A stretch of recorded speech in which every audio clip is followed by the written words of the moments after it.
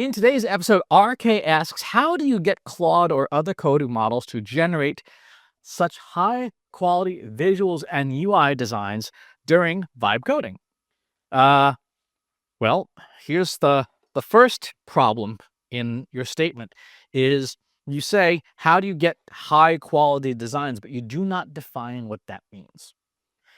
If you want great results out of AI, and this has been true since 2023, you have to tell the tools what great results means. What does high quality design mean? Because it's different for everybody. Think about architecture. Some people, brutalism was a style that was very popular in the 60s and 70s. People loved brutalistic style buildings. Every government building that's been built during that time period, they all look the same, gigantic blocky buildings, right? Because that was brutalism. That was the style. That was considered high quality design back then. We might disagree with that now. We might say, well, that's actually just really ugly, but it's what we agreed on collectively back then. So what does high quality design mean? If you don't have an answer to that, you can't tell AI to generate high quality design, right? It's like saying, generate delicious food. Well, okay, cool. What kind? Like, do you want sushi? Do you want Korean? Do you want Thai? Do you want French food? What does delicious food mean? This is the single biggest issue that most people have when it comes to using generative AI. They do not have clear definitions of what the outcome is in a way that is measurable or clearly defined so that a machine can understand it and generate great results. In vibe coding in particular, there are clear benchmarks for many coding tasks, right? You have things like cyclomatic complexity, which is a measurement of how many paths are there through a piece of code. Lower is better. And there are deterministic tools that measure, yes, this piece of code has low cyclomatic complexity, or this piece of code has high cyclomatic complexity. Great design, not measurable. Right? You can't say this design is more pleasing on an objective basis that a machine could credibly do with today's tools. You can absolutely say, how closely does this design mirror or represent or appear to adhere to a given standard? So, for example, if you are using Google's material design, which is a popular set of design patterns for UIs and interfaces, you could say, I want this to adhere to the principles of material design, in which case you will get great. The machines can create that. The machines know what material design looks like. There's an actual specification for material design, and they can adhere to it and generate it.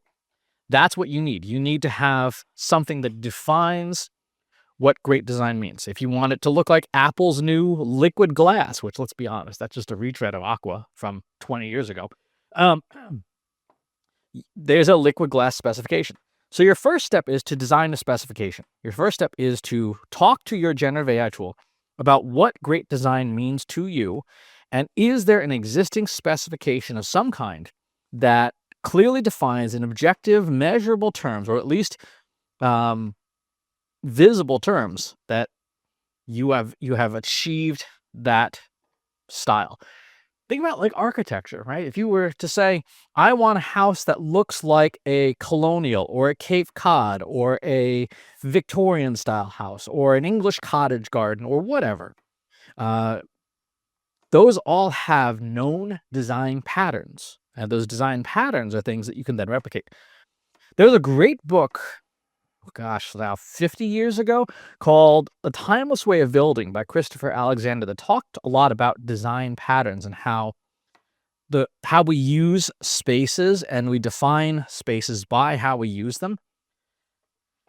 That philosophy, you could literally feed to a language model and say, okay, I like the look of, say, Walmart's site or IKEA's website or what have you. Based on this, extract out the design principles that this site is using to create a pleasant user experience. What does it do well? And think about this as a QA exercise now. What does it do well? What does it do poorly? What known design patterns does it use? Where could it be better? What's missing from its design? What's unnecessary in its design?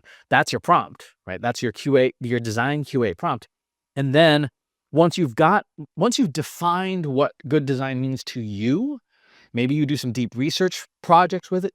Then when you're building specs in vibe coding tools, you can say, this is the spec to adhere to. You can say, this is what we define as great design. One of the things that people have noted with vibe coding tools is that when they build things like dashboards, they all look the same. Why? Because that's probability at work. If you say, make an attractive looking dashboard and you provide no specification, the model is essentially returning an aggregate, an amalgamation of all of the great and not so great dashboards that it has seen online. It does not have inherent creativity with a poor quality prompt. You have to provide those parameters. When you look at, say, the infographics that AI tools design, unless you specify a specific design standard, you all end up with the same infographic. You can see this with tools like NotebookLM. NotebookLM can very clearly, because it's just Gemini under the hood, can very clearly create pretty much any style, but most people don't. They don't prompt it with a specific style for an infographic, and so you end up with exactly the same looking thing all the time. You want an example of this? Try this out in NotebookLM. Say, make this infographic, but make it in the style of a Dungeons and Dragons poster, or make it in the style of a 1960s poster or a 1930s poster, or something that is outside the default, or make it adhere to always having, if you remember my chapter in Almost Timeless, my book, make sure that there's always a banana in this image somewhere. You have to hide a banana in this image somewhere. You will get, at the very least, different results and probably better results. If you want to improve AI's design capabilities, you need to have good design language. Because remember, at the core, these things are still large language models. So if you say, I want an infographic in bento style, right, which is a specific kind of design, you tell it that, it'll do it, and it'll do it really well. If you don't tell it that, it will never know how to do that, and you won't get a good result. So that's my suggestion. If you want high quality design, you have to define what high quality design means to you. You have to use design vocabulary, and you have to prompt it in such a way that it knows how to create those great designs by your specifications. No spec, no greatness. That's going to do it for this episode. Thanks for tuning in. Talk to you on the next one. If you enjoyed this video, please hit the like button. Subscribe to my channel if you haven't already. And if you want to know when new videos are available, hit the bell button to be notified as soon as new content is live.